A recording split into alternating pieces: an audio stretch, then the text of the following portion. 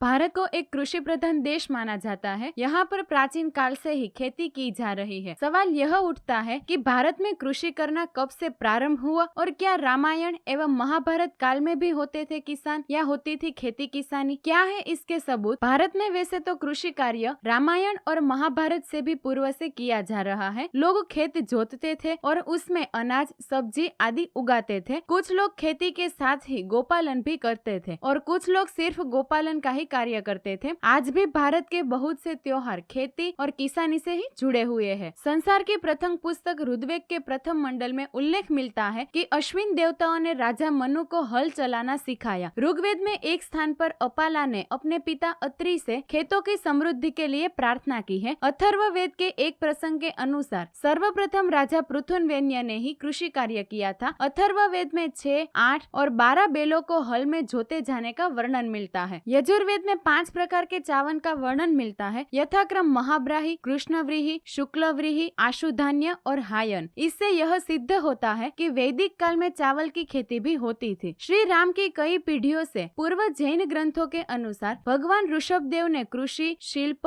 असी, मसी, वाणिज्य और विद्या इन 6 आजीविका के साधनों की विशेष रूप से व्यवस्था की तथा देश और नगरों एवं वर्ण आदि का सुविभाजन किया था। इनके 2 पुत्र भरत और बाहुबली तथा 2 पुत्रियां ब्राह्मी और सुंदरी थी, जिन्हें उन्होंने समस्त कलाएं और विद्याएं सिखाई थी। इसी कुल में आगे चलकर इक्ष्वाकु हुए और इक्ष्वाकु के कुल में भगवान राम हुए। ऋषभदेव की मानव मनोविज्ञान में गहरी रुचि थी। उन्होंने शारीरिक और मानसिक क्षमताओं के साथ लोगों को श्रम करना सिखाया। इससे पूर्व लोग प्रकृति पर ही निर्भर थे, वृक्ष को ही अपने भोजन और अन्य सुविधाओं का साधन मानते थे और समूह में रहते थे। ऋषभदेव ने पहली दफा कृषि उपज को सिखाया। उन्होंने भाषा का सुव्यवस्थीकरण कर लिखने के उपकरण के साथ साथ संख्याओं का आविष्कार किया, नगरों का निर्माण किया। ऋग्वेद में ऋषभदेव की चर्चा ऋषभनाथ और कहीं कहीं वातरशनाक मुनि के नाम से की गई है। शिव महापुराण में उन्हें शिव के 28 योगावतारों में गिना गया है। रामायण काल में राजा जनक को एक खेत से हल चलाते वक्त भूमि से माता सीता मिली थी। इसी प्रकार महाभारत में बलराम जी को हलधर कहा जाता है। उन्हें कंधे पर हमेशा एक हल शस्त्र के रूप में विराजमान रहता था। इससे यह सिद्ध होता है कि उस काल में भी खेती होती थी। सिंधु घाटी के लोग बहुत सभ्य थे। वे नगरों के निर्माण से लेकर जहाज आदि सभी कुछ बनाना जानते थे। सिंधु सभ्यता एक स्थापित सभ्यता थी। उक्त स्थलों से प्राप्त अवशेषों से पता चलता है कि यहाँ के लोग दूर तक व्यापार करने जाते थे और यहाँ पर दूर दूर के व्यापारी भी आते थे। 8000 साल पूर्व सिंधु घाटी सभ्यता के लोग धर्म,